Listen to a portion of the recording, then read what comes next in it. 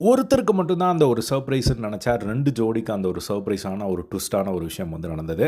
என்ன அப்படிங்கிறத பார்த்துருவோம். செகண்ட் லவ்வோட 5வது எபிசோட் வெளியாயிடுச்சு. ஸோ 5வது எபிசோட்ல வந்து எடுத்த உடனே வந்து பார்த்தீங்கன்னா, ஒரு விஷயம் நேத்து பாதியிலே முடிஞ்சது இல்லையா? ஸ்டோரி சொல்ற விஷயம். அது வந்து கன்டின்யூ ஆகுது. ஸோ ஃபர்ஸ்ட் எடுத்த உடனே வந்து தேஜஸ் வந்து மிஸ்ட்ரி பாக்ஸ் எடுக்குறாரு. அதில வந்து லவ் ஸ்டோரி கான் ராங் அப்படிங்கிற மாரி ஒரு டேக் வந்து இருக்கு. அவர் வந்து 4 1/2 இயர்ஸ் வந்து ஒரு ரிலேஷன்ஷிப்பில இருந்திருக்காரு. அதுவும் டிஸ்டன்ஸ் ரிலேஷன்ஷிப். இவர் யுஎஸ்ல இருந்திருக்காரு. அந்த பொண்ணு சென்னையில இருந்திருக்கு. ஸோ அது வந்து போயிட்டே இருந்திருக்கு. அதுக்கப்புறமா வந்து செட் ஆகாம ஒரு பிரேக்கப் ஆயிருக்கு. அதுக்கப்புறமா ஒரு 2 வருஷம் பயங்கரமா குடிச்சிருக்காரு. பட் இருந்தாலும் வந்து அந்த பொண்ணு வந்து ஒரு என்னோட ஒரு பெட்டரான ஒரு பையன வந்து தேடி போயிடுச்சு. அவங்களுக்கு அவங்க தான் கரெக்ட் அப்படின்னு சொல்லி, நான் ஸ்டில் அவங்கள ரெஸ்பெக்ட் பண்றேன் அப்படிங்கிற மாரி வந்து சொல்லி முடிச்சாரு. அவர் சொல்லும்போது லைட்டா கண் கலங்கினதையும் பார்க்க முடிஞ்சுது. அதுக்கப்புறம் பிரியங்காவோட ஸ்டோரி. ஸோ அது வந்து செம்ம ஷாக்கிங்கா இருந்தது. ஸோ அவங்க வந்து பார்த்தீங்கன்னா, புரோக்கன் கிளாஸ் 75 ஸ்டிச்சஸ் அப்படிங்கிற மாரி வந்து போட்டிருந்தது. என்னடா இது அப்படின்னு கேட்கும்போது வந்து அவங்க செம்ம செட்டில்டான ஒரு ஃபேமிலியா. பட் இருந்தாலும் வந்து அந்த ஒரு ஃபேமிலியில பிரச்சனை அப்படிங்கிறனால அவங்க 2 சிஸ்டர்ஸ் அவங்க அப்பா ஏதோ ஒரு தப்பு பண்ணனால, அவங்க 2 சிஸ்டர்ஸ் குட்டி பசங்கள வந்து தனியா கூட்டு வந்து இவங்க தான் வந்து ஒரு அம்மா மாரி வந்து வளர்த்துருக்காங்க போல.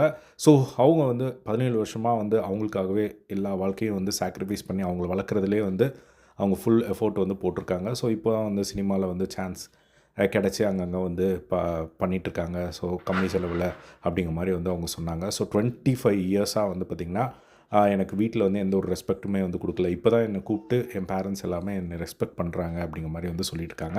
நான் இவ்வளோ கஷ்டப்பட்டு என் 2 சிஸ்டர்ஸ் வந்து வளர்த்தேன். ஆனால் இப்போ அவங்க ஸ்கூலுக்கு போகும்போது நான் கூட போனால் நீ வராத, இல்லை எனக்கு அசிங்கமாக இருக்குது அப்படிங்கிற மாதிரிலாம் வந்து சொல்கிறாங்க அப்படின்னு சொல்லி அவங்க ரொம்ப எமோஷனலாக வந்து அழுதாங்க. அதுக்கப்புறம் இந்த விஷயங்கள்லாம் வந்து நடந்துட்டு இருக்கும்போது தான் அவங்களுக்கு ஒரு பையன் மேலே லவ் வந்திருக்கு. அந்த பையனை லவ்வும் பண்ணியிருக்காங்க. அந்த பையனை வந்து வீட்டுக்கு கூட்டிகிட்டு போய் காட்டியிருக்காங்க. "என்ன இவ்வளோ பணக்கார பொண்ணா இருக்க, நீ ஏன் வந்து கஷ்டப்பட்டுட்டு இருக்க?" அப்படின்னு சொல்லி கேட்டு, அதுக்கப்புறமா அது ரிலேஷன்ஷிப்பில் வந்து ஏதோ அந்த பையன் சீட் பண்ணிட்டு போயிட்டானா, அப்போ வந்து பார்த்திங்கன்னா, அவங்க ஏதோ கிளாஸை உடைச்சு 75 ஸ்டிச்சஸ் போட்டோம் அப்படின்னு சொல்கிறாங்க. அது செம்ம ஷாக்கிங்காக இருந்தது. ஸோ அவங்க ரொம்பவே வந்து அழுதுட்டு இருந்தாங்க. அதுக்கப்புறமா வந்து பார்த்திங்கன்னா, அபிட் அவர் வந்து பார்த்திங்கன்னா செம்ம இன்ட்ரோவர்ட் போல. ஸோ அவரோட ஸ்டோரியை வந்து அவர் பெருசா சொல்லவே இல்ல. "த ஷார்ப் ஆப்ஜெக்ட்ஸ் த்ரோ" அப்படிங்கிற மாரி சொன்னாரு.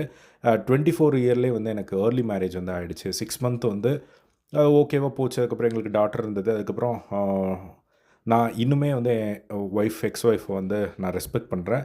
ஸோ, அதனால் நான் எதுவும் பேச விரும்பல அப்படின்னு சொல்லிட்டு போயிட்டு உட்காந்துட்டாரு. அவ்வளோதான் வந்து பேசினாரு.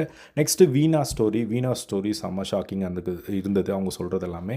ஸோ, அவங்க வந்து ஒரு பெங்களூரில் ஒரு பையனை வந்து லவ் பண்ணியிருக்காங்க. அந்த ஒரு பையன் வந்து பார்த்திங்கன்னா, தப்பான ஒரு எப்பயுமே ஒரு பிக்சர் கேட்பானாம். அது கேட்டு அனுப்பலனா அப்படின்னா அவங்க வந்து பார்த்திங்கன்னா, ரொம்ப கோவப்படுவானாம் அந்த பையன். ஸோ, இந்த மாரி அவங்க சொன்ன ஒரு சில விஷயங்கள் கேட்கும்போது செம்ம ஷாக்கிங்கா இருந்தது. எங்கேயாவது வெளியே ஒர்க்குக்கு போனா கூட அங்கே யாரெல்லாம் இருக்காங்க, வீடியோ கால் எடுத்து காட்டு அப்படிங்கிற மாரி அந்த ஒரு டவுட் அவனுக்கு இருந்துகிட்டே இருந்தது. அதுக்கப்புறம் ஒரு லெவலுக்கு மேலே வந்து என்னால அது தாங்க முடியல அப்படின்னு சொல்லிட்டு நான் விட்டுட்டேன் அப்படிங்கிற மாரி வந்து அவங்க சொல்லியிருந்தத வந்து பார்க்க முடிஞ்சுது. Next Dinesh story. ஸோ, அவர் வந்து பார்த்திங்கன்னா, ஆல்ரெடி ஒரு பிரேக்கப் ஆயிருக்கு. செகண்ட் வந்து ஒரு பிரேக்கப் ஆயிருக்கு. அது எதுக்கு அப்படின்னா, ஒரு மல்லிப்பூ ஏதோ ஒரு ரிலேட்டடா ஜோக் சொல்லியிருக்காரு போல. அதுக்காகவே பிரேக்கப் ஆயிடுச்சு அப்படிங்கிற மாரி வந்து சொல்லிட்டு இருந்தாரு. அதுக்கப்புறமா சென்னை வந்து பார்த்தீங்கன்னா, ஒரு படம் பண்ணணும் அப்படிங்கிறதுக்காக வந்து ட்ரை பண்ணிட்டு இருக்காரு போல. ஸோ, அவருக்கு வந்து இந்த சென்னையில நல்லா சம்பாரிச்சு இப்போ வந்து ஒரு சினிமால பெரிய ஆளா வரணும் அப்படிங்கிறது தான் வந்து ஆசை. என்னோட டீப் எமோஷன் எங்கேயுமே வந்து நான் காட்ட மாட்டேன். எங்கேயுமே அழுக மாட்டேன். ஸோ, நான் வந்து எங்கே ஃபர்ஸ்ட் அழுகணும்னு நினைக்கிறேன் அப்படின்னா, நான் ஒரு நல்ல ஒரு சினிமால நடிச்சு, அதில ஒரு பெர்ஃபார்மரா வந்து பேர் வாங்கி, நான் ஸ்டேஜில போய் அவார்டு வாங்கும்போது தான் நான் அழணும்னு நினைக்கிறேன் அப்படிங்கிற மாரி அவரோட ஸ்டோரியை வந்து சொன்னார். ஸோ, டாஸ்க்கெல்லாம் வந்து முடிஞ்சிருது. அதுக்கப்புறம் சிந்தூரி வந்து தினேஷ் கிட்ட வந்து சொல்லி அழுதுட்டுருக்காங்க. எனக்கு எல்லாமே எங்கள் தாத்தா தான். ஆனால் எங்கள் தாத்தாவோட துணியை ஒரு நாள் எடுத்துகிட்டு போயிட்டு நான் வாஷிங் மிஷினில் போடும்போது அந்த இடத்துல வந்து எங்கள் அம்மா வந்து கேட்குறாங்க, "கரண்ட் பில் யார் கட்டுவா?" அப்படின்னு சொல்லி. அப்புறம் தான் எங்கள் அம்மா மேலே சுத்தமாக வந்து ஒர்க் அவுட்டே வந்து ஆகலை அப்படின்னு சொல்லி அவங்க வந்து ஃபீல் பண்ணி அழுதுட்டு இருந்தாங்க. இன்னொரு பக்கம் பிரியங்கா வந்து மோனிஷா கிட்ட வந்து 17 வருஷமாக எனக்குன்னு எந்த ஒரு மெமரீஸும் வந்து இல்லை. அவங்களுக்காகவே வந்து நான் வாழ்ந்தேன். நான் ரொம்ப தனியாக ஃபீல் பண்ணுறேன் அப்படின்னு சொல்லி அவங்க வந்து தனியாக ஃபீல் பண்ணிட்டு இருந்தாங்க. அதுக்கப்புறம் திடீர்னு அவங்க எல்லாருமே உட்காந்துட்டு இருக்கும்போது ஸ்ருதிகா திரும்பவும் வராங்க. என்னடா இப்போ தான் டாஸ்க் முடிச்சுட்டு போனாங்களே, திரும்ப வராங்களே அப்படின்னு பார்க்கும்போது தான் வந்து நேத்து அந்த பிரிட்ஜ் டாஸ்க் நடந்ததுல, அதில வந்து வெக்கே அண்ட் மோனிஷா இவங்க 2 பேரும் வின் பண்ணியிருந்தாங்க. ஸோ, இப்போ இவங்களுக்கு வந்து அந்த ஒரு சர்ப்ரைஸ ரிவீல் பண்ணுறதுக்காக வராங்க.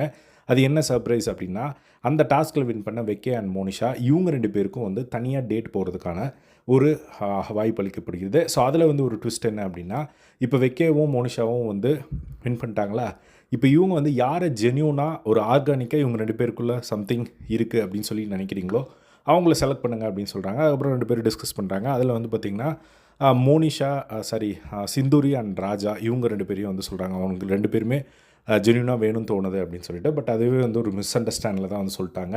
அதுக்கப்புறம் அது ரிஃப்ளெக்ட் ஆச்சு. இவங்க சொன்ன உடனே வந்து ஓகே சிந்தூரி ராஜா அவங்களுக்கு வந்து ஒரு ஸ்பெஷல் டேட்டு. இவங்க தனியாக போவாங்க, இவங்க தனியாக போவாங்க. ஸோ அது டேட்டுக்கு போகிறதுக்கு முன்னாடி வந்து பார்த்திங்கன்னா வெக்கே கிட்ட வந்து சிந்தூரி வந்து கேட்டுட்ருக்காங்க. எதுக்கு நீ வந்து செலக்ட் பண்ண? ஏன் அப்படின்னு சொல்லி.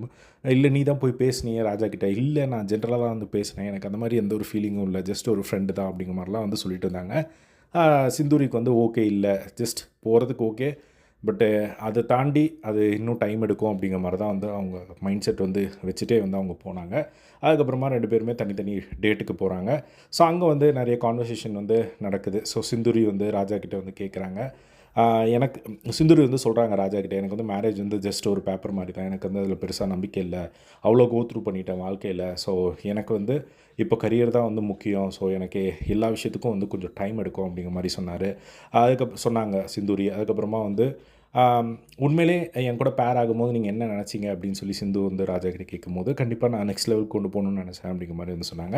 அதுக்கப்புறம் என்ன விஷயம் என்கிட்ட கம்ஃபர்டபுளாக இருக்குது அப்படின்னு ஒரு கேள்வி கேட்குறாங்க. அதுக்கு வந்து ராஜா வந்து நீங்கள் சிரிக்கிறது எனக்கு ஹாப்பியாக இருக்குது, சந்தோஷமாக இருக்குது அப்படிங்கிற மாதிரி வந்து சொன்னார். அதுக்கப்புறம் ராஜா வந்து சிந்து கிட்ட வந்து இந்த டேட்டுக்கு அப்புறம் வந்து என் கூட ஏதாவது பேசணும் தோணுமா அப்படிங்கிறத கேட்டார். எனக்கு வந்து பேசலாம், பட் ஆனால் இன்ட்ரெஸ்ட் நான் உங்ககிட்ட பேசினா இன்ட்ரெஸ்ட் வந்துடும் அப்படின்னு சொல்லி கிடையாது. ஜஸ்ட் பேசலாம். அதுக்கப்புறம் அது என்ன எப்படி போகுதோ அது அப்படி போகட்டும் அப்படிங்கிற மாதிரி வந்து சொன்னது பார்க்க முடிஞ்சுது. அதுக்கப்புறமா சரி என்ன தவிர வேறு யாராவது டேட் பண்ணணும்னு நினைக்கிறீங்களா அப்படின்னு சொல்லி கேட்குறாங்க. அதுக்கு வந்து ராஜாவோட ஆன்சர் வந்து எனக்கு வந்து பிரியங்கா கூட வந்து டேட் பண்ணணும்னு ஆசை. பட் இருந்தாலும் ஜென்யூனாக சொல்லணும் அப்படின்னா ப்ரியாரிட்டி வந்து நீங்கள் தான், ஃபர்ஸ்ட் எனக்கு நீங்கள் தான் அப்படிங்கிற மாதிரி வந்து சொன்னதை பார்க்க முடிஞ்சுது. இது வந்து அவங்க டேட்டில் வந்து நடந்த ஒரு சில கொஷின்ஸு. ஸோ அதில் வந்து பார்த்திங்கன்னா சிந்தூரி வந்து கிளியராகவே நம்மளுக்கு தெரிஞ்சுது. அவங்களுக்கு வந்து பெருசாக வந்து இதை நெக்ஸ்ட் லெவல் கொண்டு போகணும் அப்படின்ற ஒரு எஃபோர்ட் போடுற மாதிரி இல்லை. அவங்களுக்கு யார் மேலேயுமே இன்ட்ரெஸ்ட் இருக்க மாதிரி வந்து தெரியல. பட் அவங்க வந்து கொஞ்சம் டைம் எடுத்துக்கும் அப்படிங்கிறது மட்டும் நல்லா அவங்க பேசுகிறதெல்லாம் வச்சு நம்மளால் வந்து பார்க்க முடியுது. பட் இப்போ வரையும் அவங்க ஷோக்கு போனதுலேருந்தே வந்து பார்த்திங்கன்னா எனக்கு இவங்க மேலே இன்ட்ரெஸ்ட் இருக்குது அப்படின்னு சொல்லி ஒரு இடத்துல கூட யார் மேலேயும் வந்து ஒரு எக்ஸ்ப்ரெஸ் பண்ணதில்லை. மற்றவங்களாவது இவங்கள பிடிக்குது அப்படிங்கிற மாதிரி நம்மளுக்கு ஒரு கனெக்ட் வருது. பட் இவங்க வந்து பார்த்திங்கன்னா ரொம்ப லோன்லியாகவே வந்து இருக்கிறது வந்து பார்க்க முடியுது. பட் பார்க்கலாம் போக போக என்ன ஆகுது அப்படின்னு சொல்லிட்டு. ஸோ நெக்ஸ்ட்டு வந்து பார்த்திங்கன்னா வெக்கே மோனிஷா அவங்களோட இதில் வந்து பார்த்திங்கன்னா வெக்கே போகிறதுக்கு முன்னாடி டேட் போகிறதுக்கு முன்னாடியே வந்து வீணாக்கிட்டேயும் தினேஷ்கிட்டையும் வந்து பேசிகிட்டு இருந்தாப்புல. என்ன அப்படின்னா எனக்கு வந்து மோனிஷா கூட டேட் போகிறதுக்கு ஓகே தான். பட் ஆனால் மோனிஷா எந்த ஒரு எஃபர்ட்டுமே வந்து போடல எனக்கு என் கூட வந்து பேசுகிறதுக்கோ பழகிறதுக்கோ. ஆனால் இப்போது ஜஸ்ட் நான் அதை கிளாரிஃபை பண்ண தான் போகிறேன் இன்றைக்கி டேட்டில் அப்படின்னு சொல்லிட்டு தான் அவர் போனார். அதுக்கப்புறம் போனோடனே கேட்குறாங்க, ஏன் வந்து நீங்கள் எந்த ஒரு விஷயத்துலையும் ஃபர்ஸ்ட் ஸ்டெப் எடுக்க மாட்டேங்கிறீங்க, எல்லாமே நான் தான் ஸ்டார்ட் பண்ண வேண்டியதாக இருக்குது அப்படிங்கிற மாதிரி வெக்கே கேட்குறாரு. அதுக்கு வந்து அப்படியெல்லாம் கிடையாது அப்படின்னு சொல்லி அவங்க சொல்கிறாங்க. அதுக்கப்புறம் மோனிஷா சொல்கிறாங்க, அந்த ஸ்பைஸ் ஜார் டாஸ்கில் வந்து நீ வந்து வேறு பொண்ணை பிரியங்காவை வந்து செலக்ட் பண்ண. நான் அது வேணுன்ட்டே தான் வந்து நான் வந்து தினேஷ்க்கு வந்து கொடுத்தேன். எனக்கு வந்து நீ வந்து என்ன செலக்ட் பண்ணணுன்னு நான் நினச்சேன் அப்படிங்கிற மாதிரி அந்த ஒரு விஷயத்தை வந்து சொல்கிறாங்க. அதுக்கப்புறமா இல்லை நீ வந்து எதுவுமே இன்ட்ரெஸ்ட் காமிக்கிற மாதிரி வந்து தெரியல. ஸோ நீ ஃபர்ஸ்ட் ஸ்டெப் எடுக்கிற மாதிரி தெரியல. நான் தான் வந்து உன்னை கூப்பிடணும் போல் அப்படிங்கிற மாதிரியெல்லாம் வந்து அவங்க 2 பேருமே வந்து டிஸ்கஸ் பண்ணிகிட்டு இருந்தாங்க. ஸோ அதுக்கப்புறமா அவர் வந்து ஒரு ஃப்ளவர் கொடுத்து ஒரு சர்ப்ரைஸ் வந்து பண்ணுறாரு. பட் இருந்தாலும் வந்து அவங்களுக்கு ஒரு டிசப்பாயின்மெண்ட் இருந்தது போல் வெக்கேக்கு. என்ன அப்படின்னா அந்த பாஸ்ட் லைஃப் பற்றி வந்து கேட்டிருக்காரு போல். மோனிஷா வந்து சொல்லலை. பட் நீ வந்து அப்போ சொல்லலை, பட் ஆனால் எல்லார் முன்னாடியும் வந்து சொன்னது வந்து எனக்கு ஷாக்கிங்காக இருந்தது அப்படிங்கிற மாதிரி வந்து சொன்னாங்க. அதுக்கப்புறம் ஓகே இதுக்கப்புறம் எப்படி போகுது, என் கூட பேசணுன்னா என்ன தனியாக கூப்பிட்டு பேசு அப்படிங்கிற மாதிரிலாம் வந்து சொல்லியிருந்தாங்க.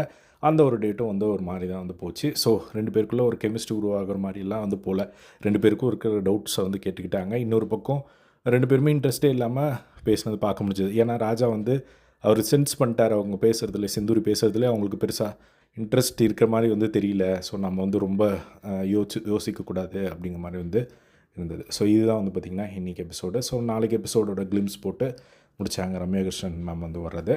ஸோ இன்றைக்கி எபிசோட் எப்படி இருந்தது அப்படிங்கிற கமெண்ட் பாக்ஸில் ஷேர் பண்ணுங்கள். இதே மாதிரி எல்லாம் செகண்ட் லவ் அப்டேட்ஸ் தெரிஞ்சுக்க நம்மளோட சேனலை சப்ஸ்கிரைப் பண்ணி சப்போர்ட் பண்ணுங்கள். தேங்க்ஸ் ஃபார் வாட்சிங்.